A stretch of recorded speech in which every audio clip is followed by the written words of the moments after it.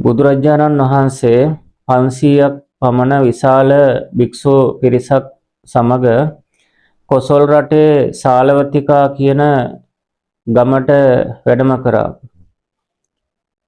ඒ ගමේ හිටියා රාජ පූජිත බමුණෙක්. එයාගේ නම ලෝහිච්ච. ඒ බමුණා තුල මේ වගේ වැරදි අදහසක් තිබුණා. මහාන බමුණෙකු විසින් ලබා ගන්නා ලද කුසල ධර්මයක් වේ නම් එය අන් අයට කීමෙන් වැඩක් නැහැ. තමා ලබාගත් යහපත් දේ ගැන අන් අයට කීම ලෝභයෙන් කරන දෙයක් කියලා තමයි මෙයාගේ අදහස තිබුණේ. එතනදී සාලවතිකා ගමට වැඩම කළ බුදුරජාණන් වහන්සේ නව අරහදී ගුණයෙන් යුක්තයි. ඒ වගේම මුලැමැදාග පිරිසිදු වූ දහමක් දේශනා කරනවා කියලා ඒ ගමේ මිනිස්සුන්ට අහන්න ලැබුණා. එතනදී ලෝහිච්ච බමුණාටත් මේක දැනගන්න ලැබුණා. ඊට පස්සේ හේසිකා කියන සේවකයාට කතා කරලා හෙට දවල් දාණයට බුදුරජාණන් වහන්සේට භික්ෂුන් වහන්සේලා සමග වැඩම කරන්න කියලා ආරාධනාවක් කරලා යවුවා. එහිදී ආරාධනාව බුදුරජාණන් වහන්සේ පිළිගත්තා. බුදුරජාණන් වහන්සේත් එක්ක මේ හේසිකා කියන සේවකයා ගමන් කරමින් සිටිද්දී බුදුරජාණන් වහන්සේට කියනවා මේ ලෝහිච්ච බමුණ තුල මේ වගේ වැරදි අදහසක් තියෙනවා. ඒ අදහස නැති කරලා දෙන්න කියලා බුදුරජාණන් වහන්සේගෙන් ඉල්ලීමක් කරනවා. බුදුරජාණන් වහන්සේ කියනවා ඒක ඉෂ්ට වෙයි කියලා.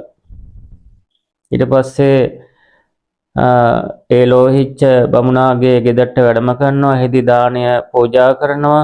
දානය වළඳලා අවසානයේ බුදුරජාණන් වහන්සේගෙන් බුදුරජාණන් වහන්සේ අහනවා බමුණගෙන් මේ විදියට ලෝහිච්ච යම්කිසි මහාන බමුණක විසින් ලබා ගන්නා ලද කුසල ධර්මයක් වේ නම් එය අන් අයට කියලා වැඩක් නැහැ. එය ලෝභයෙන් කරන්නක් කියලා ඔබ තුල තියෙන බව දැනගන්නට ලැබුණා. එය ඇත්තක්ද කියලා අහනවා. මෙයා කියනවා ඒ සත්‍යයක් කියලා. ඊට පස්සේ බුදුහාමුදුරුවෝ කියනවා ලෝහිච්ච මේ සාලවතිකා ගමේ අධිපතියා ඔබනේ. ඔව් මම තමයි අධිපතියා. එතකොට මේ සාලවතිකා ගමේ තියෙන තාක් සියලුම යසයිසුරු සම්පත් වලින් කිසිවක් අනිත් අයට නොදී තනියම භුක්ති විඳොත් ඔබෙන් යැපෙන රැකින අයට ලාභ ප්‍රයෝජන වලට අනතුරක් හානියක් වෙන්නේ නැද්ද? හානියක් වෙනවා. අලාභයක් වෙනවා. ඔවුන්ට මං සිද්ධ කරන අලාභයක් කියලා කියනවා. එතකොට ඔබට ඒ අය ගැන අනුකම්පාවක් නැහැ නේද? අනුකම්පාවක් නැහැ කියලා කියනවා. අනුකම්පාවක් නැත්තා තුල පහළ වෙන්නේ මෛත්‍රී සිතක්ද? නෑ ස්වාමීනි වෛර සිතක් කියලා කියනවා. වෛර සිතක් ඇති කල ඔහු තුල ඇත්තේ නිවැරදි දැකීමක් ද සම්මා දිට්ඨියද මිත්‍යා දෘෂ්ටියද කියලා අහනවා. වැරදි දැකීම මිත්‍යා දෘෂ්ටිය කියලා කියනවා. වැරදි දැකීම ඇත්තාට මරණයෙන් පස්සේ නිරේ උපත තිරසනෙකු ලෙස උපත ලැබේ යයි මම කියනවා කියලා බුදුහාමුදුරුවෝ කියනවා. ඉතින් ඒ නිසා ලෝහිච්චේ පරිදිම උසස් ගුණලත් මහාන බමුණකු විසින් තමා ලද කුසල ධර්මයක් වෙනත් කෙනෙකුට නොකියා සිටීම මිත්‍යා දෘෂ්ටියක්. එහෙම කරන එක ශාසනයට ඇතුළත්ව සෝවාන් ආදී මාර්ගඵල ලබා ගන්න දාන මාන පින්කම් කරලා දෙව්ලොව සැප සම්පත් ලබන්න බලාපොරොත්තු වෙන අයට සිද්ධ වෙන්නේ මහත් වූ අලාභයක්. අනුන්ගේ ලාභයට හානි කරන තැනැත්තා තුළ සතුරු සිතක් තමයි ඇති වෙන්නේ මිත්‍යා දෘෂ්ටියක්. ඉතින් ඒ නිසා මරණයෙන් පසු නිරේ ඉපදීම හෝ තිරිසනෙකු වෙලා ඉපදෙනවා කියලා බුදුහාමුදුරුවෝ මේ බමුණට පෙන්නලා දෙනවා. ඊට පස්සේ නැවතත් බුදුහාමුදුරුවෝ ලෝහිච්ච මේ ලෝකයේ චෝදනා ලැබීමට අනුශාසකයෝ 3 දෙනෙක් ඉන්නවා කියලා මේ කලින් කියපු ධර්මයට ගැලපෙන විදිහටම මේ ටික බුදුරජාණන් වහන්සේ මේ බමුණට කියලා දෙනවා. පැවිදි වෙලා රහත් භාවය ප්‍රාර්ථනා කරගෙන හැමෝම පැවිදි වෙන්නේ. ඒ පැවිදි වෙලා Taman පැතුව ඒ ඵලයක් නොලබා, ඒ කියන්නේ මොනවා හරි මාර්ගඵලයක් නොලබා ලෝකයට දහම් දේශන අනුශාසකයා ඉන් පළමු වෙන්නා. එහෙමනම් මේ බුදුරජාණන් වහන්සේගේ ධර්මය කාට හෝ යම්කිසි ආකාරයකින් කියලා දෙනවා නම් ඒ කියලා දෙන්න ඉස්සෙල්ලා මොකද්ද කරන්න කියලා කියන්නේ ඉස්සෙල්ලා මේ දේශනා කරන දේශකයන් වහන්සේ අඩුම තරමින් සෝවාන්වත් වෙන්න ඕනි කියලා තමයි කියන්නේ. එතකොට බුදුරජාණන් වහන්සේ පෙන්වලා දෙනවා මේ දහම් දේශන අනුශාසකයා ඉන් පළමු වෙන්නා.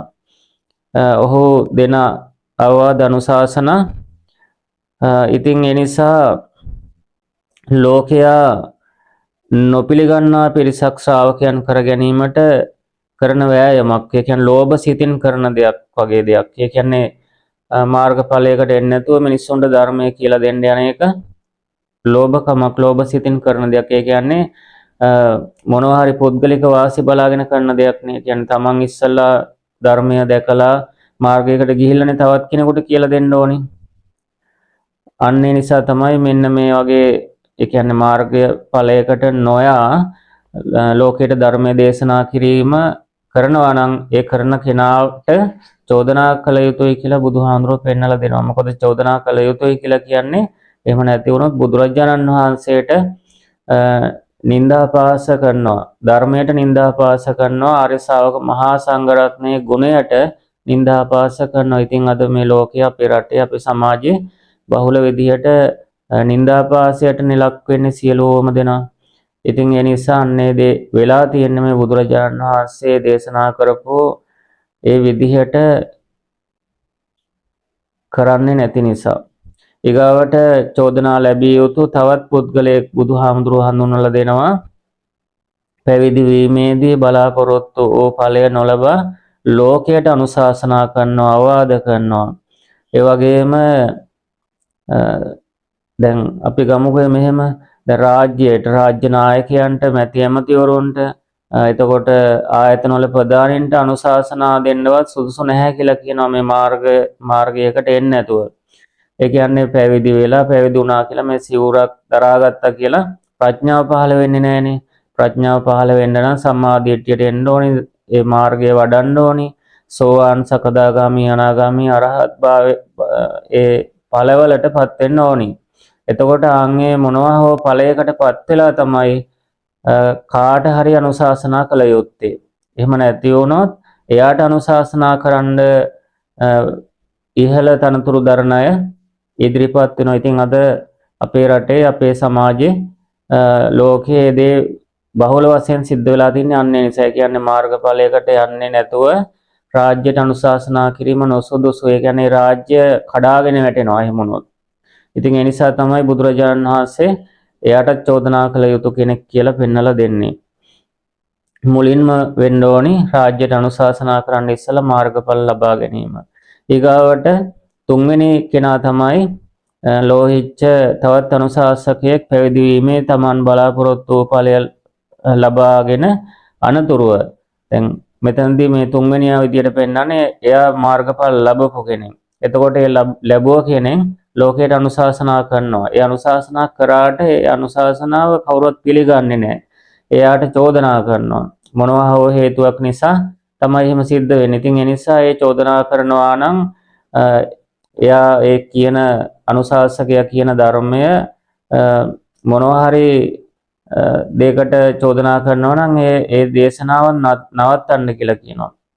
ඒ නවත්තන්න නැතුව දිගටම කරගෙන යනවා කියලා කියන්නේ බුදුහාමුදුරුවන්ට ධර්මයට ආර්ය ශ්‍රාවක මහා සංඝරත්නයේ ගුණයට මිනිස්සු චෝදනා කරන්න, අපහාස කරන්න පටන් ගන්නවා. දැන් මේ මෑත කාලයකදී බහුල විදිහට ඒ දේ සිද්ධ වුණානේ. එතකොට එක්කිනාට එක්කිනා චෝදනා කරගන්නවා, එක එක මේ දේවල් මිනිස්සු කියන්න පටන් ගන්නවා, නින්දා කරන්න පටන් ගන්නවා. එතකොට මේ මිනිස්සුත් පව් කරගන්නවා. ඒවා කියපු අයත් පව් කරගන්නවා, ඒවට උදව් කරපු අයත් පව් කරගන්නවා. එතකොට විශාල මේ මහා සෙනඟන් පාපයකට ඇද වැටෙනවා. ඉතින් ඒ නිසා තමයි බුදුහාමුදුරුවෝ මෙන්න මේ පුද්ගලයන් තුන්දෙනාට චෝදනා කළ යුතුයි කියලා පෙන්වලා දෙන්නේ. ඉතින් ඒ නිසා මේ ලෝහිච්ච බමුණාට තමයි මේ විදිහට කියලා දෙන්නේ. ඒ සූත්‍රේ නම ලෝහිච්ච සූත්‍රය. තෙරුවන් සරණයි.